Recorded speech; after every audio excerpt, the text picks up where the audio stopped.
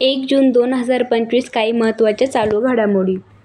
जागतिक दूध दिवस दरवर्षी 1 जून रोजी जगभरात साजरा केला जातो. दुधाचे महत्त्व, पौष्टिक आहार, आरोग्य, आर्थिक विकास, जागरूकता.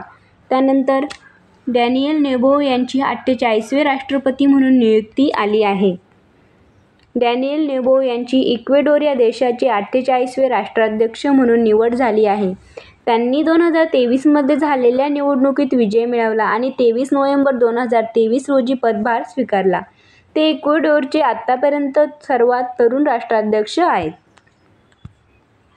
त्यानंतर कोकण रेल्वे कॉर्पोरेशन लिमिटेडचे भारतीय रेल्वेमध्ये विलीनीकरण करण्यास मान्यता दिली आहे.